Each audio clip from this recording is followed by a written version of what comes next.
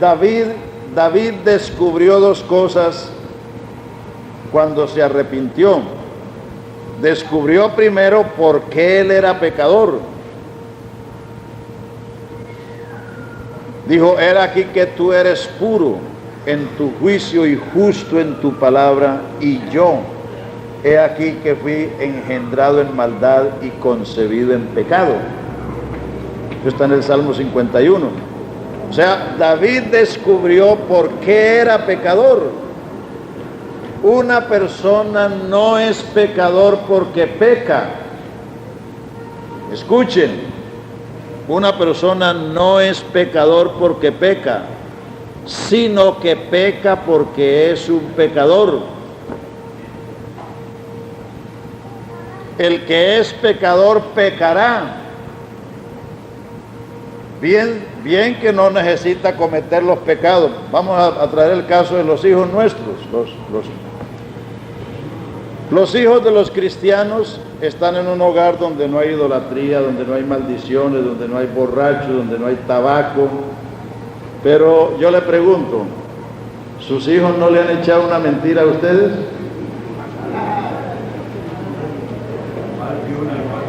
¿Sus hijos no han peleado con sus hermanitos? ¿Sus hijos no han rabiado cuando les manda a hacer alguna cosa que no quieren?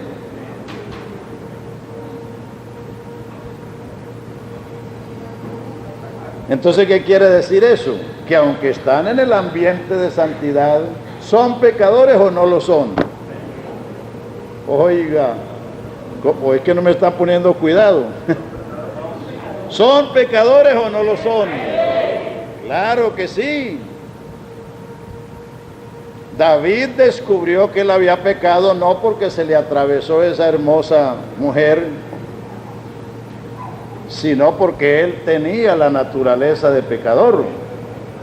Por eso es que él dijo, él descubrió: en maldad fui engendrado y concebido en pecado, y tú eres puro y justo.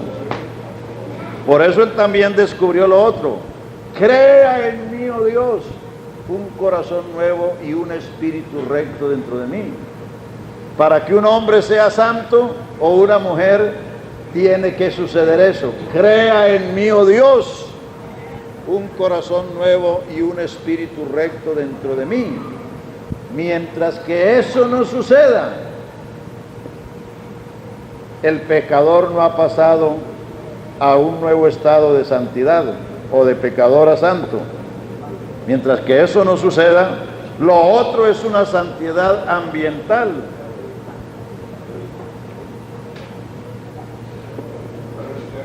A ver, ahora sí.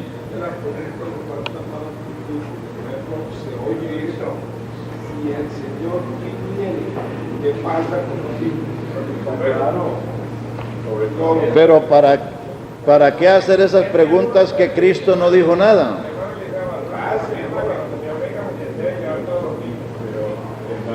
Bueno, pero la Biblia no lo dice. ¿Por qué tengo yo que contestar una cosa que el Señor no dijo? Bueno, dígalo así.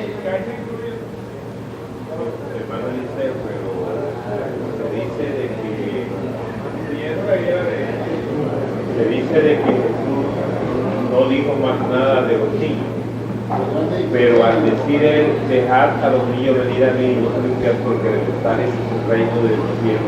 No que haya caído, dijo todo. Pues claro, es que eso es lo que yo digo, hermanos. Jesús los puso en el reino a los niños. Ahí no hay excepción. Porque tanto el hijo suyo como el hijo del inconverso nació pecador. Que el suyo tiene la fortuna de haber nacido en un hogar cristiano, pero usted no le transmitió lo espiritual, usted no lo engendró espiritualmente, sino carnalmente. Entonces él no tiene la naturaleza de Cristo, él no heredó de Cristo nada por medio suyo, sino que heredó la naturaleza adámica. ¿Exacto? Entonces, los niños, si Jesucristo los puso ahí, ¿por qué tenemos que andar trasteando con ellos? Déjelos ahí.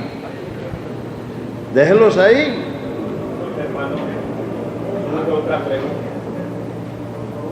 A ver. Es un reino.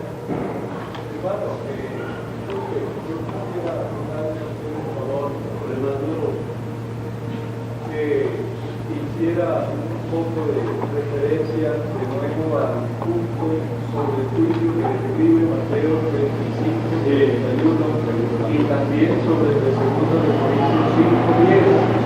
Por favor. Pero bueno, vamos acá. Vamos a terminar de dejar los niños donde el Señor los puso. A ver. Es que para los israelitas había una promesa: si oyeran atentamente entre las bendiciones, estaba bendito el fruto de su vientre, pero para los israelitas. No, pero es que allí no se excluye a ninguno. Ahora, pensar que los niños de los inconversos, por el hecho de ser hijos de inconversos, están perdidos y condenados, sería pensar que Dios sería un ser cruel. Ser cruel sencillamente porque la Biblia dice que el pecado está en el que sabe, y el niño no tiene la culpa ni sabe por qué nació pecador ni nada de eso. Es más, les cito otro ejemplo. Ahí no se está haciendo excepción de ninguno. Además, vean, un momentico, les cito otro ejemplo de la Biblia. Vean, les cito otro ejemplo.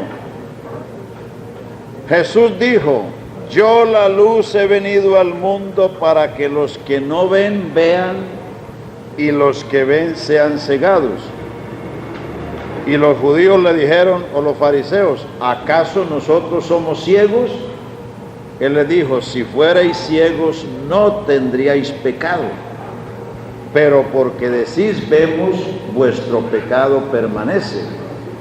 La culpabilidad está en conocer.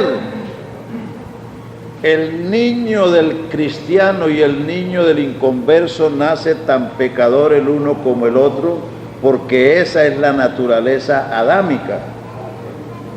La diferencia es que el del cristiano nace en un ambiente y crece en un ambiente santo, apartado del mundo, pero él necesita ser convertido para llegar a ser hijo de Dios.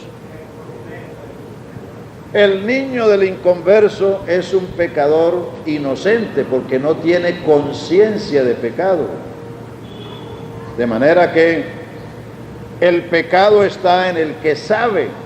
A ver, hermano Víctor. Yo creo que aquí no es cuestión de lástima de uno, porque miren, eso es lo que muchos le dicen a uno cuando sus abuelitos no conocían nada, que entonces Dios es injusto.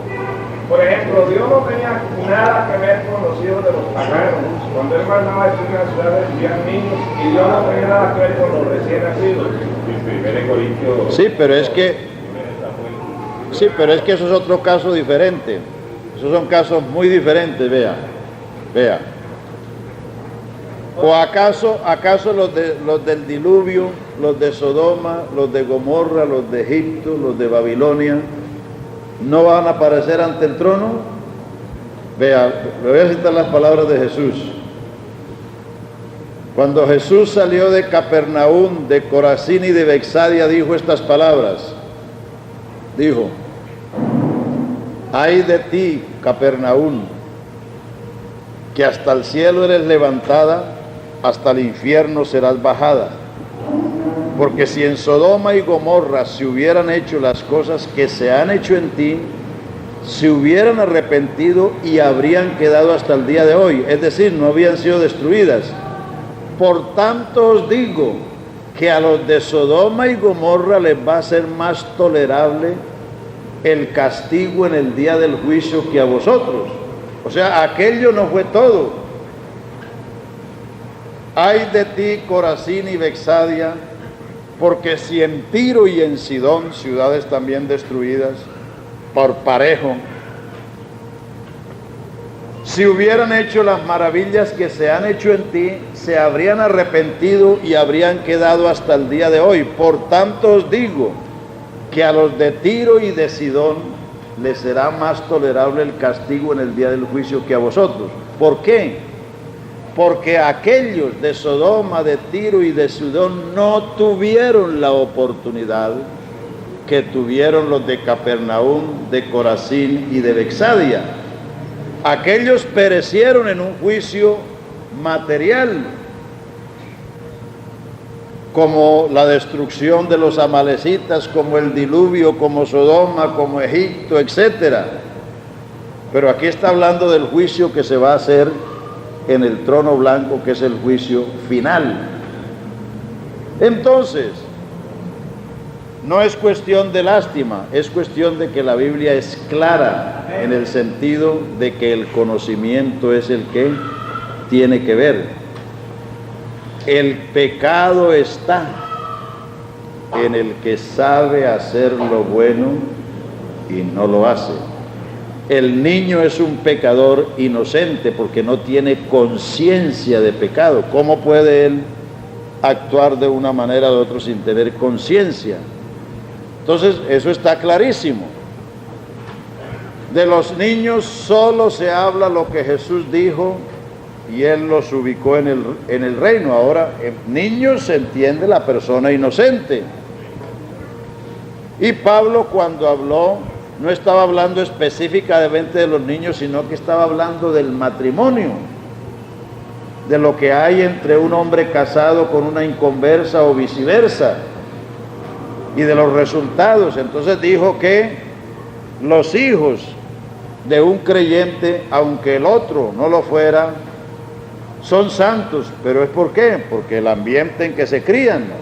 Pero eso no los exonera de que cuando dejen de ser niños necesitan convertirse y creer para ser salvos como cualquier otro.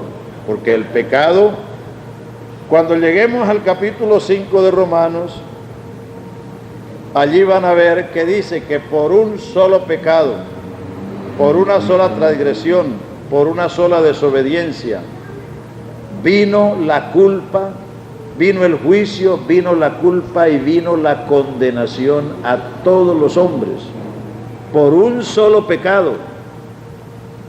Y dirá, dice, bueno, ¿y qué tengo yo que ver con la culpa de Adán? No, es que cuando Adán cayó, toda la humanidad estábamos en los lomos de Adán, o sea, todos caímos con él. El primer hijo que Adán engendró le traspasó ya su naturaleza pecadora, porque ya Adán era pecador, ya Adán era mortal. Porque cuando él cayó, caímos todos con él, porque estábamos en los lomos de Adán. Entonces, todo el género humano nacimos pecadores, pero la culpabilidad viene con el conocimiento. Cuando viene el conocimiento, viene la culpabilidad. Por eso Cristo le dijo, yo la luz he venido al mundo para que los que no ven, vean, y los que ven se han cegado. Y ellos dijeron, ¿y acaso somos nosotros ciegos? Si fuerais ciegos no tendríais pecado, mas porque decís vemos, vuestro pecado permanece. Entonces los niños hay que dejarlos ahí, no hay por qué trastear con ellos para ninguna parte. Déjelos donde Cristo los dejó.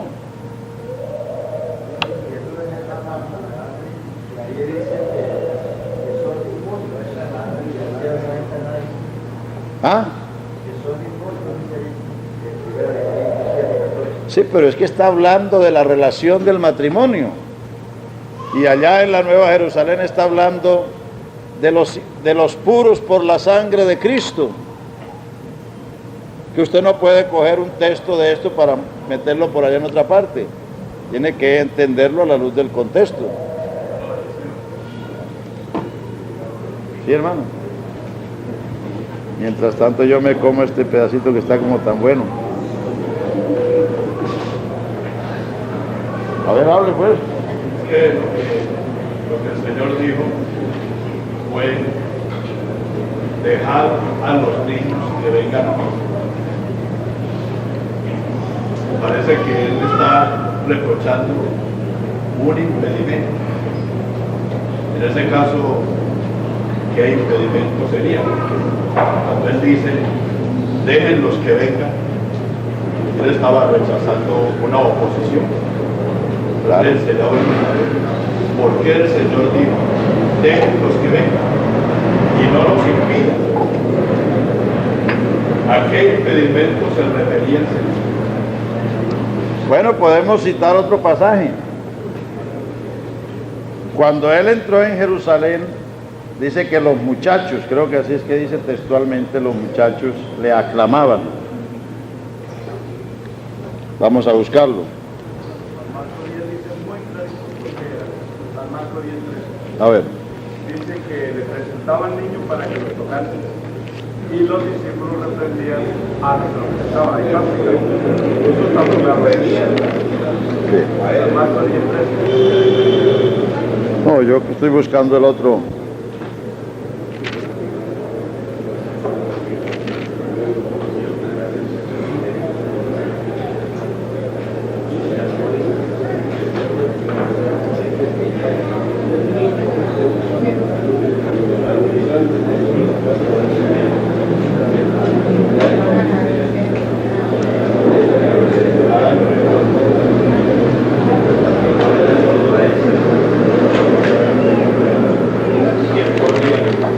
Cuando Jesús entró cabalgando en Jerusalén,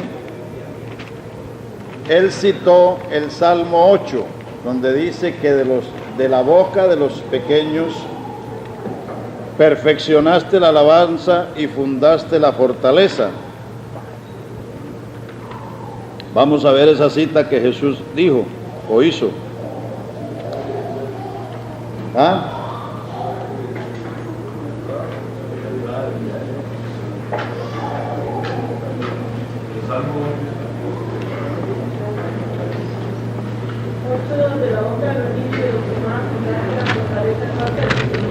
Sí, pero es que lo que estoy diciendo es la cita que está en el Evangelio. ¿Cómo la citó Jesús?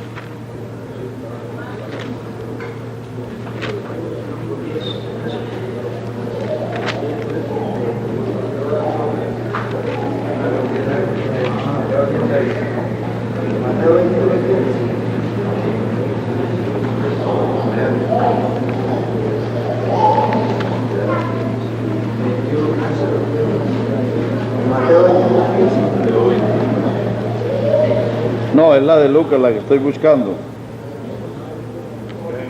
Lucas 18. A ver, Lucas 18.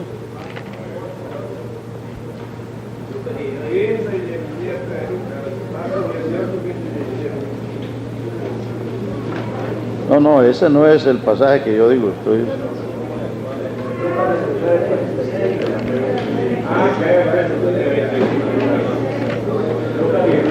19:28. La entrada triunfal, aquí está así.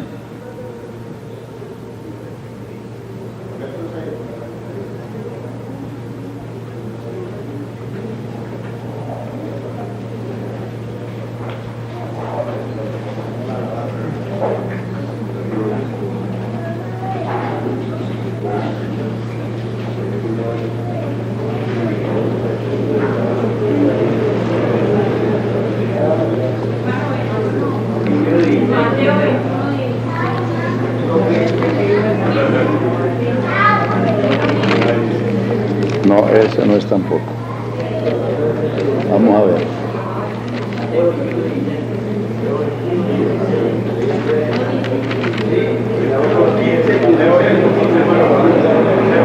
Ahí donde dice que los niños...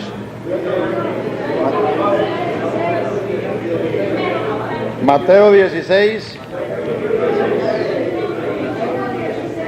Pero ¿quién dijo que a todos se les puede oír? ¿Mateo qué? 21:16 ese es el versículo. Bueno, ahí dice exacto. Porque ellos dijeron, no oyen lo que estos dicen. Entonces dicen, no habéis leído. Está citando el Salmo 8. que de los niños perfeccionaste la alabanza y fundaste la fortaleza. Ese es el pasaje que dice. Exacto. Entonces,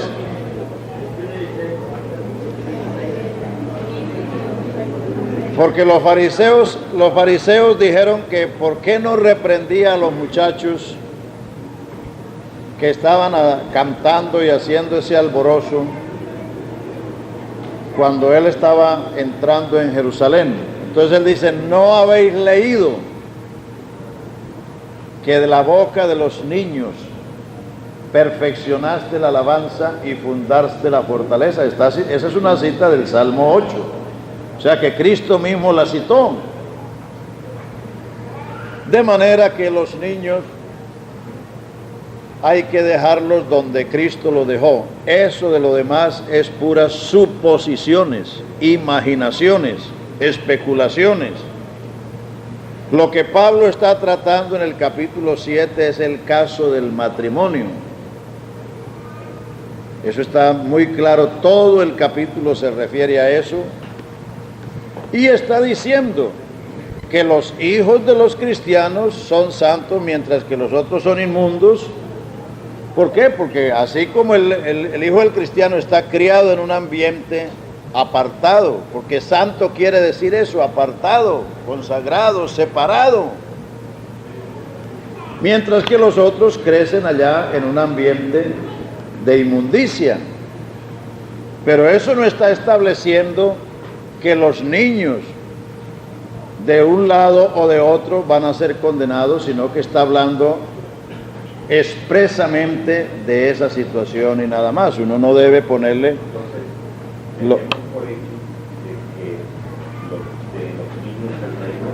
eso es lo que dijo Cristo. Bueno, pero entonces pasa esto, hermano. Quiero hacer esta pregunta. Tengo esta duda. Resulta de que Israel será salvo en un reino terrenal. La iglesia es el reino celestial. Entonces, si de esos niños, que será el reino de los cielos, ¿cuáles de los dos bandos estarán?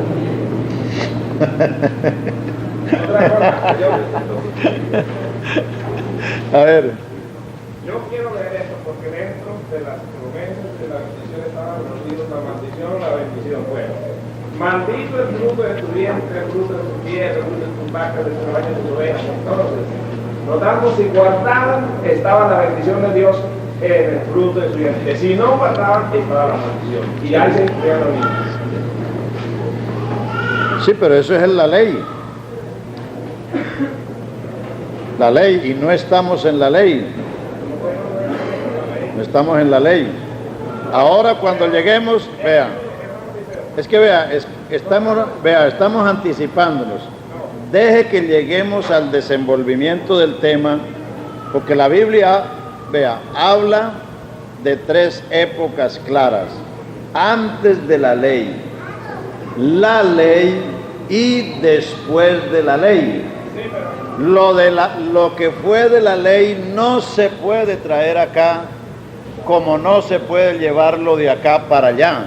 Son épocas diferentes. Otra cosita más. Cuando Jesús dijo a los niños de ellos del reino de los cielos, estaba tratando por su pueblo, porque la puerta para la gracia se abrió el día 22 en el que dijo a todos los que, bueno, para vosotros, vuestros hijos, los que están lejos y cuantos el Señor nos pudo llamar. O sea, a partir de esa fecha se extendió la gracia para todos, pero antes Dios estaba tratando con su pueblo. Claro, con Israel. Cuando él dijo a los niños, estaba únicamente a sido enviado a la casa de Israel. Es decir, pero es que él lo que dijo fue, habló de los niños. No eran los niños de los israelitas los que nos presentaban, pero él ahí tampoco no estaba señalando los hijos de los pueblos paganos. Porque la gracia se comenzó el día de Pentecostés, entonces ya abarca a todo el mundo. Por eso, entonces, ¿en qué época estamos? Estamos en la gracia. Por eso le digo, espere que lleguemos al capítulo 5. Espere que lleguemos al capítulo 5. Escuchen, hermanos. Espere que lleguemos al capítulo 5 para que ustedes se den cuenta lo que heredamos de Adán y lo que recibimos por Cristo. No, un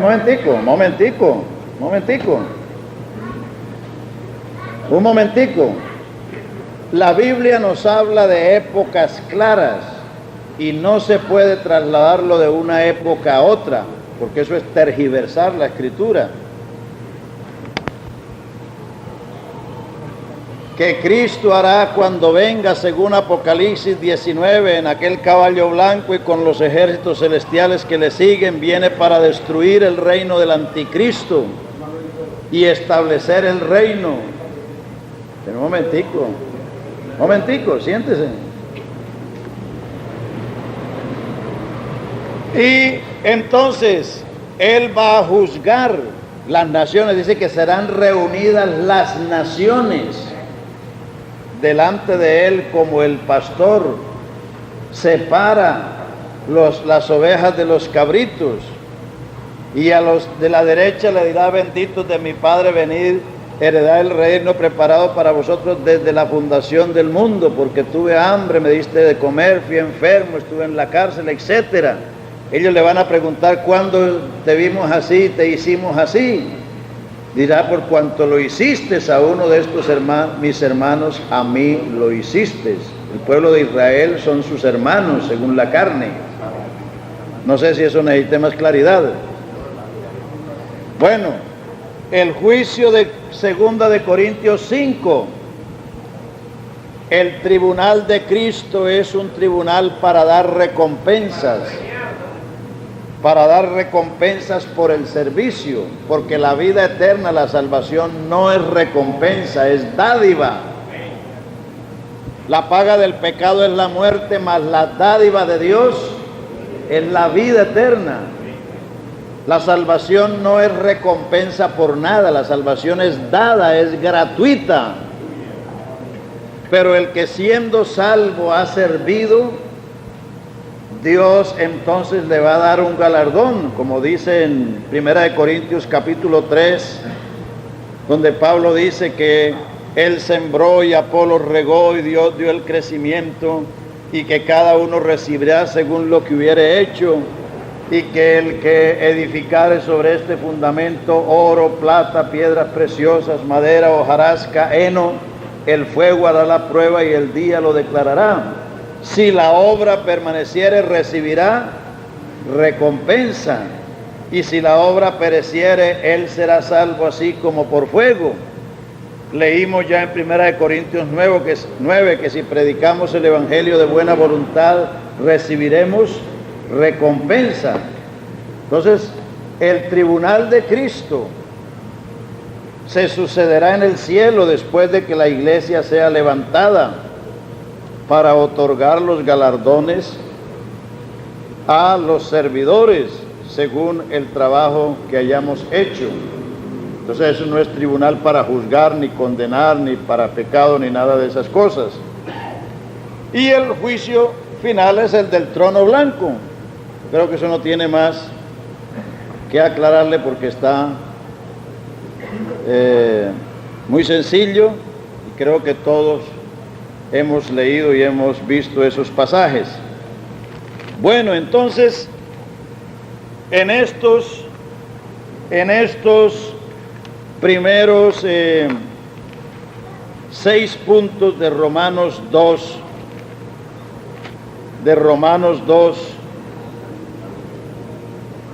en los primeros 16 versículos está hablando del juicio de Dios con las gentes, con las naciones, con los pueblos. Ahora, del 17 en adelante está hablando de Israel. Porque desde la creación de Adán hasta Moisés hubo 2500 años de historia. En esos 2 milenios y medio hubo naciones, hubo civilizaciones, hubo generaciones. Ellas vivieron, como leímos en los Hechos 14, ellos andaron en sus propios caminos porque Dios los dejó que andaran. En ese tiempo Dios solo trató con individuos, como Enoc, Noé, Abraham, Isaac, Jacob, José. Pero cuando Dios visitó a Israel en Egipto por mano de Moisés y los sacó y los hizo una nación y les dio una ley, entonces ya vino una revelación mayor. Hasta allí la revelación que había era la creación para las gentes y la revelación que tuvieron los patriarcas, pero fue una revelación para ellos. Pero cuando Dios sacó a Israel de Egipto, Dios les dio una ley. Dios vino en una ley de fuego al monte de Sinaí y les dio esa ley a este pueblo. Y los sacó a ellos para que ellos fueran una lumbrera en medio de las naciones, para que fueran una nación modelo. Entonces vino una revelación mayor.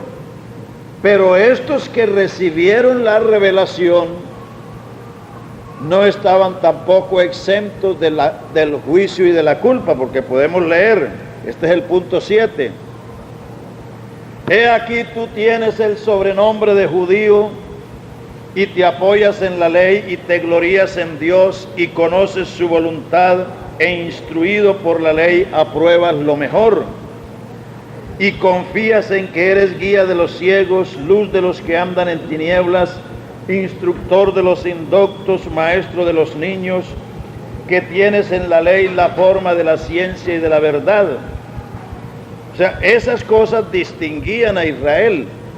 Pero vea lo que dice: tú pues que enseñas a otro, ¿no te enseñas a ti mismo? Tú que predicas que era pueblo del Dios de Abraham. Entonces la discusión de Pablo con su propio pueblo Israel es que esa circuncisión, que era una operación externa en la carne, valía para ellos si guardaban la ley. Pero si no la guardaban, su circuncisión venía a ser incircuncisión.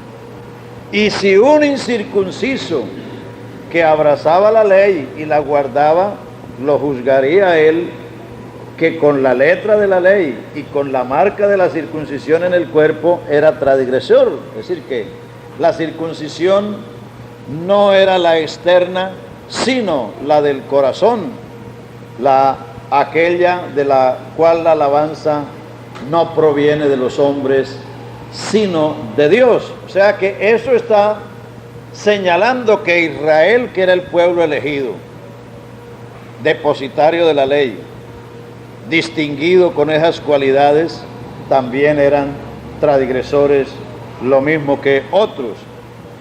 Seguimos, capítulo 3. ¿Qué ventaja tiene pues el judío o qué aprovecha la ley?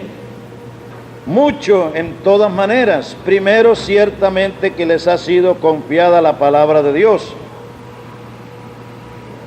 Pues que si algunos de ellos han sido incrédulos, su incredulidad habrá hecho nula la fidelidad de Dios. En ninguna manera. Pues antes bien sea Dios veraz y todo hombre mentiroso, como está escrito, para que seas justificado en tus palabras y venzas cuando fueres juzgado. Y si nuestra injusticia hace resaltar, y vean, notemos un detalle aquí de Pablo, que cuando Pablo señala los bienes de Israel, les habla a ellos, pero cuando habla de los males se incluye él mismo. Noten eso, que eso nos sirve para saber cómo enseñar. Vea, dice, ¿qué ventaja tiene el judío o qué aprovecha la circuncisión? Mucho en todas maneras. Primero, ciertamente que les ha sido confiada. Vea que está hablando de ellos, pero no incluyéndose él. Pero cuando habla del mal de ellos, versículo 5 dice, y si nuestra injusticia, se mete él, porque así debe ser el que enseña, o como dice la cartilla, ¿no? Nosotros, si nuestra injusticia hace resaltar la justicia de Dios, ¿qué diremos? ¿Será injusto Dios que da castigo? Hablo como hombre. En ninguna manera. De otro modo, ¿cómo juzgaría Dios al mundo?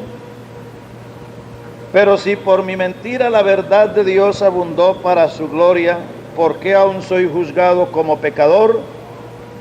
¿Y por qué no decir como se nos calumnia o como algunos cuya condenación es justa afirman que nosotros decimos? Hagamos males para que vengan bienes. ¿Qué pues? Aquí está el final.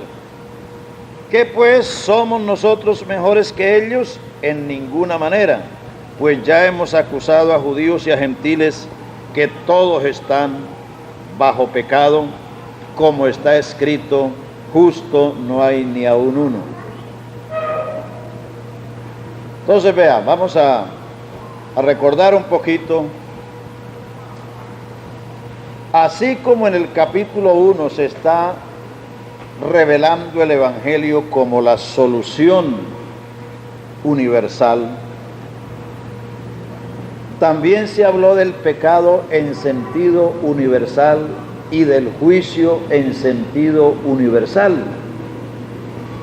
Entonces, Pablo está haciendo como el que va a hacer una suma, que pone 500, 200, 1000, 300 y luego pasa una raya y suma. Pablo comienza enumerando los pecados de las primeras generaciones, como Sodoma y Gomorra y todas aquellas sociedades que fueron destruidas por la inmensidad de su pecado. Pero luego sigue enumerando todos los demás pecados, como los que están en el final del capítulo 1. Una lista que no excluye a nadie, porque ahí está la ira, el enojo, la ira, la envidia, la maledicencia, la fornicación, el adulterio, sí, pecados que arropan a toda la gente. Luego de enumerar la depravación o la pecaminosidad y la culpabilidad de los gentiles, afronta a los judíos, a Israel, que recibieron la ley, que tenían la circuncisión, pero que ellos que juzgaban a otros o que enseñaban que no se había de hurtar, hurtaban, que no debían ser idólatras, cometían sacrilegio. Entonces dice, ya hemos acusado a judíos y a gentiles que todos están bajo pecado. Esa es la raya, y el total de la suma es el Salmo 14, que está transcrito ahí del verso 10 al verso 18. Ese es el mismo Salmo 14 transcrito. Ese es el total del juicio de Dios, la suma, el diagnóstico. ¿Y cuál es? Justo no hay ni aun uno. No hay quien entienda, no hay quien busque a Dios. Todos se desviaron a una, se hicieron inútiles. No hay quien haga lo bueno, no hay ni siquiera uno. Sepulcro abierto es su garganta, con su lengua engañan, veneno de áspides hay debajo de sus labios, su boca está llena de maldición y de amargura. Sus pies se apresuran para derramar sangre, quebranto y desventura hay en sus caminos. No conocieron camino de paz, no hay temor delante de Dios, delante de sus ojos. Esta es la suma de todo lo que el apóstol viene diciendo desde el capítulo 1 de Romanos, verso 18. Y esa suma nos incluye a todos. No deja a nadie. Y vea lo que dicen los otros dos versos. Pero sabemos que todo lo que la ley dice, porque la ley vino después, lo dice a los que están bajo la ley, para que toda boca se cierre y todo el mundo, porque aquí está hablando del problema mundial, es decir, de toda la familia humana, y todo el mundo quede bajo el juicio de Dios. O sea, que ante Dios, ante el tribunal, todo el mundo tiene que estar con la mano en la boca, como culpable, como transgresor, aunque no hayamos cometido los pecados que cometieron los sodomitas, o los egipcios, o los babilonios, o los amalecitas, o cualquiera otra de esas naciones que llegaron a esos grados de perversión. Aquí no solamente incluye a las demás naciones, sino al propio pueblo de Dios, a Israel. Todo lo que la ley dice, lo dice para que todo el mundo, y todo el mundo se entiende en todas las naciones, quede bajo el juicio de Dios, ya que por las obras de la ley ningún ser humano será justificado delante de él, ya que por las obras de la ley ningún ser humano, ni Moisés siquiera fue justificado por la ley, el mediador de ella. Nadie fue justificado por la ley, porque por medio de la ley es el conocimiento del pecado. Es decir, de Adán a Moisés hay 2500 años. En ese tiempo hubo pecado, pero no había ley. La ley vino no para salvar a nadie, sino para poner el dedo en la llaga. La ley es el conocimiento del pecado, y la ley vino para condenar al pecado, no para salvar al pecador. Entonces, todo lo que la ley dijo nos dejó convictos a todos de culpa ante el tribunal. Entonces ahora viene la otra parte. Aquí viene otra vez el remedio. El verso 21, ahora aparte de la ley. La versión antigua dice ahora sin la ley. O podemos decirlo de otra manera, ahora después de la ley. Porque hay tres grandes etapas en la revelación de Dios: antes de la ley y después de la ley. El pecado entró 2500 años antes de la ley. Del Sinaí al Calvario hay 1500 años. O sea, hay 4000 años de historia en el Antiguo Testamento, desde Adán. Desde la creación del mundo hasta Adán, ahí pueden meterle todos los millones que los científicos dicen. Pero el trato de Dios con el hombre en el Antiguo Testamento son 4000 años. Entonces, aquí viene otra vez el Evangelio. En el verso 17 del capítulo 1 dice que en el Evangelio se descubre la justicia de Dios por fe y para fe. Pero ¿cuándo vino esa justicia? Después de la ley, sin la ley o aparte de la ley. O sea, esa justicia vino con Cristo. Vamos a mirar, cuente cuántas veces se repite la palabra justicia o justificación en los versos del 21 al 31. Se lo voy a leer. A ver, Biblia en la mano, hermanos. Póngase eléctrico, hermano, que usted está muy joven para que esté dormido. Aleluya.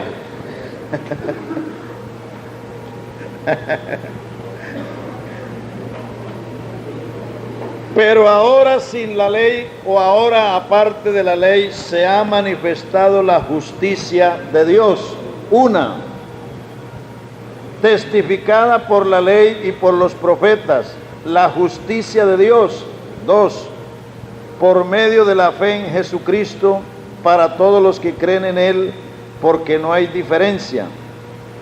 Por cuanto todos pecaron y están destituidos de la gloria de Dios, siendo justificados, 3, gratuitamente por su gracia, mediante la redención que es en Cristo Jesús, a quien Dios puso como propiciación por medio de la fe en su sangre, para manifestar su justicia, a causa de haber pasado por alto en su paciencia los pecados pasados, con la mira de manifestar en este tiempo su justicia, a fin de que Él sea el justo y el que justifica al que es de la fe de Jesús. ¿Dónde pues está la jactancia? ¿Queda excluida? ¿Por cuál ley? ¿Por la de las obras? No, sino por la ley de la fe. Concluimos pues que el hombre es justificado por la fe sin las obras de la ley. ¿Es Dios solamente Dios de los judíos? ¿No es también Dios de los gentiles? Ciertamente también de los gentiles, porque Dios es uno y Él justificará por la fe a los de la circuncisión, o sea Israel, y por medio de la fe a los de la incircuncisión, o sea los gentiles. Luego por la fe invalidamos la ley en ninguna manera, sino que confirmamos la ley. 9 veces se repite en este pedazo la palabra justicia o justificación. En el verso 17 del capítulo 1 dice: en el Evangelio se revela, se descubre, se aclara la justicia de Dios por fe y para fe, como está escrito, el justo vivirá por la fe. O sea, el objeto de predicar el Evangelio es mostrarle a la gente que Dios ha revelado su justicia para que el pecador eche mano de ella, porque la justicia humana es un trapo inmundo. Lo dice Isaías 64:6, dice: nuestras justicias, es decir, lo mejorcito del hombre, es un trapo inmundo a los ojos de Dios. Entonces el Evangelio descubre la justicia de Dios para que el hombre eche mano de ella, se la apropie y se vista con la justicia de Dios para ser apto para el reino de Dios y para ser partícipe de todas las bendiciones del cielo. Pero esta justicia, que solo se manifiesta en el Nuevo Testamento en Cristo, fue testificada por la ley y por los profetas. ¿Cómo testificó la ley de la justicia de Dios? Mediante el santuario, mediante los sacrificios. La razón del santuario de Israel está en las palabras del Señor. Dijo: hacerme han un santuario y yo habitaré en medio de vosotros. Porque antes del santuario Dios había dicho que ellos eran un pueblo de dura cerviz y empedernido de corazón, y que si su ira subiría, los destruiría.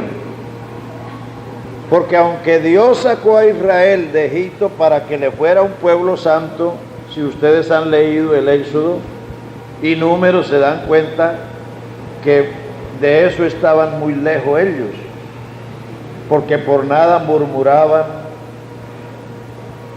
y por nada querían volverse atrás, y estaban añorando los melones, los pescados y las cebollas de Egipto.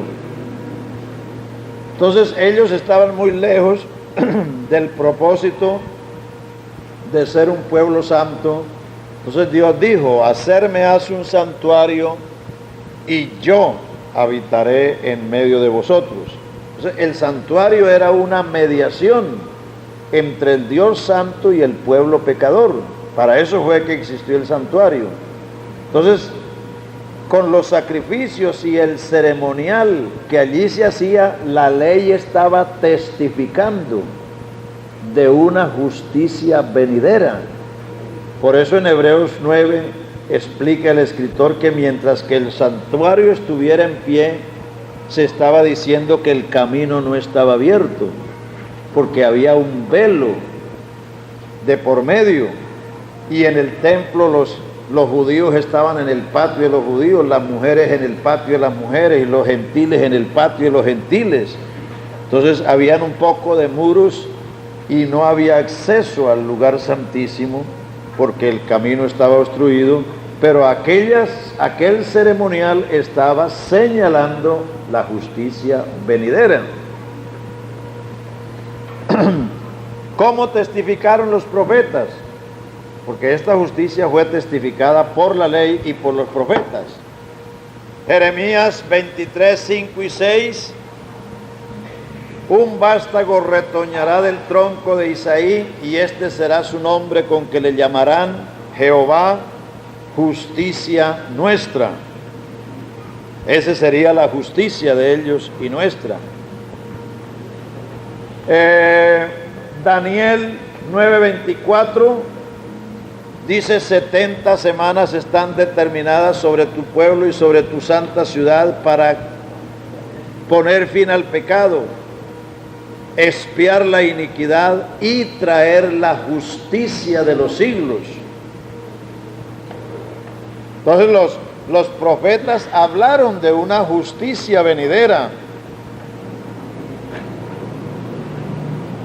en el retoño de David, y que esa sería la justicia perdurable o la justicia de los siglos. Entonces, ahora después de la ley, ahora sin la ley, o ahora aparte de la ley, porque la ley fue añadida hasta que viniese la simiente de Abraham, la cual es Cristo. La ley tenía un ministerio preparatorio y temporal. La ley fue añadida, dice Gálatas 3:19, hasta que viniese la simiente, la cual es Cristo. Entonces por eso Pablo dice: ahora después de la ley se ha manifestado la justicia de Dios. La justicia de Dios por la fe en Jesucristo para todos los que creen en Él, porque no hay diferencia. Por cuanto todos pecaron y están destituidos de la gloria de Dios, siendo justificados gratuitamente por su gracia, mediante la redención que es en Cristo Jesús.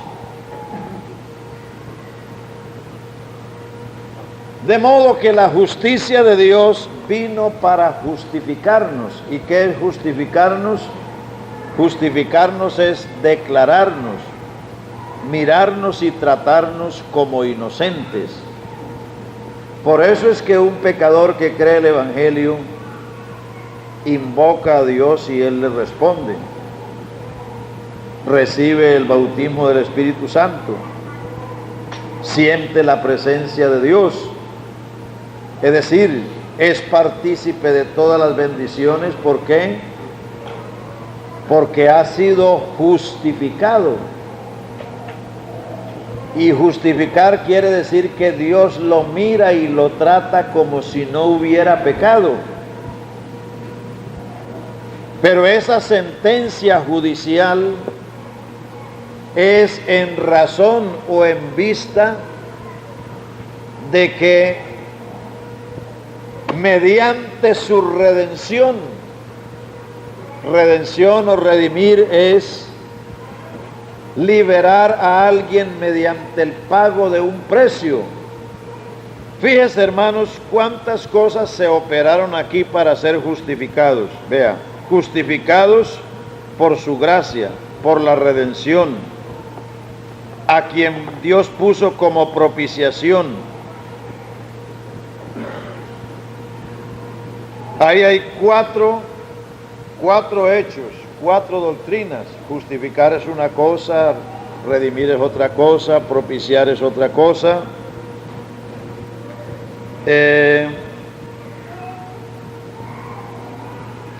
Y más adelante habla de reconciliar.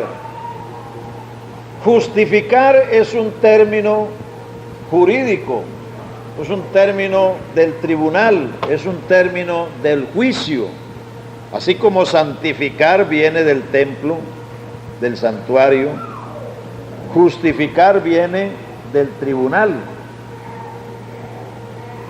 Entonces, a toda esta familia humana, descendiente de Adán, incluyendo al propio pueblo de Israel, declarado culpable ante el juicio de Dios, la única manera en que un hombre es justificado, sea judío o sea gentil, sea de allá de los bajos fondos o no lo sea, es recibiendo gratuitamente la justicia que Cristo le ofrece por el Evangelio. Aleluya. Gratuitamente, mediante esa redención que Él operó en su muerte. Gracias, hermano.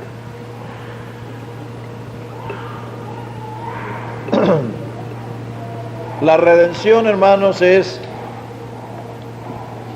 algo que involucra mucho.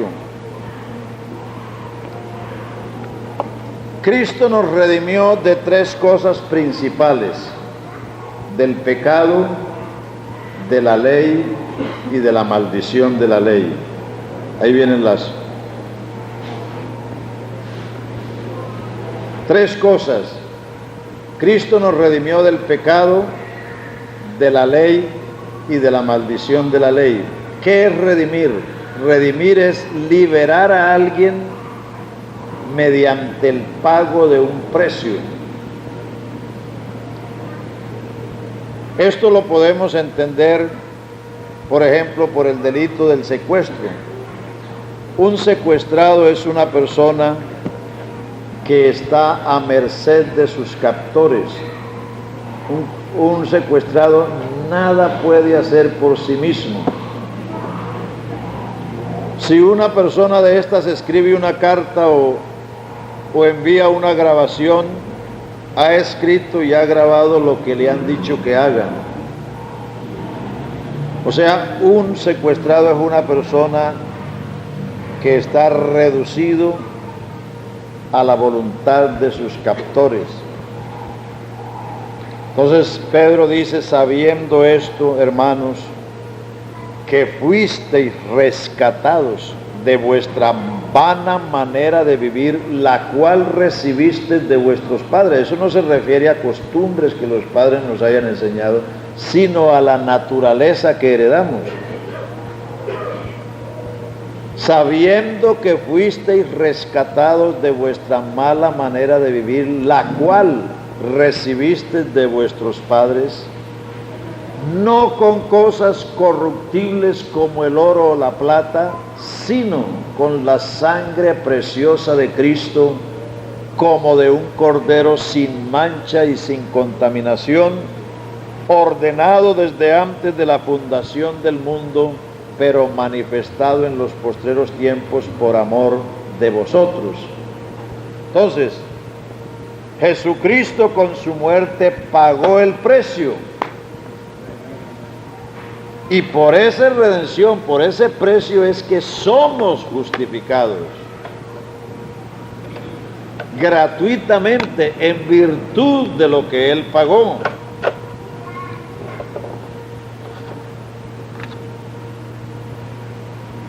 Creo que la primera, que Él nos redimió del pecado, eso lo entendemos todos muy claramente. Es decir, Cristo murió en nuestro lugar, derramó su vida pagando por nuestra culpa, porque la paga del pecado es la muerte. Él murió en nuestro lugar, Él es nuestro sustituto, Él es nuestro vicario. Cristo no tiene vicario, sino que Él fue el vicario nuestro. Porque vicario es un sustituto. Él murió en nuestro lugar. Pero Cristo no solo nos redimió de eso, sino que también nos redimió de la ley. Gálatas 4:4 dice: venido el cumplimiento del tiempo, Dios envió a su Hijo, nacido de mujer, súbdito a la ley, para que redimiese, o sea, para que rescatase a los que estaban bajo la ley, a fin de que recibiésemos la adopción de hijos, y por cuanto sois hijos, Dios envió el Espíritu de su Hijo a vuestros corazones, el cual clama: Abba, Padre. Romanos 8:15 dice: los que son guiados por el Espíritu de Dios, estos son hijos de Dios. Y dice también que para no estar otra vez en temor, versículo 15, porque no haber recibido el espíritu de esclavitud para estar otra vez en temor, sino que habéis recibido el espíritu de adopción, por el cual clamamos: Abba, Padre. O sea, Cristo nos redimió de la ley. ¿Por qué? Porque la ley es una cárcel de 10 barrotes donde Dios encerró a la humanidad bajo pecado y bajo condenación. La ley que vino 2500 años después de Adán no vino a salvar a nadie. La ley es el ministerio de muerte y de condenación, dice 2 de Corintios 3, 7 hasta el 15, dice: si el ministerio de muerte grabado en piedras fue con gloria, dice, y si el ministerio de condenación fue con gloria, o sea, el ministerio de la ley era matar y condenar, no salvar a nadie. Entonces la ley nos encerró a todos bajo condenación, pero Cristo vino en el cumplimiento del tiempo para redimirnos de la ley. Y también en el capítulo 7 de Romanos hay una analogía del matrimonio para aplicarla a nuestra condición con la ley.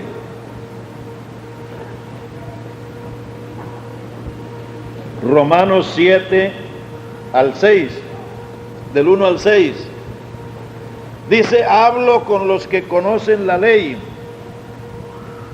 que la ley se enseñorea del hombre entre tanto que éste vive, porque la mujer casada está sujeta por la ley al marido mientras éste vive, pero si el marido muere, queda libre de la ley del marido.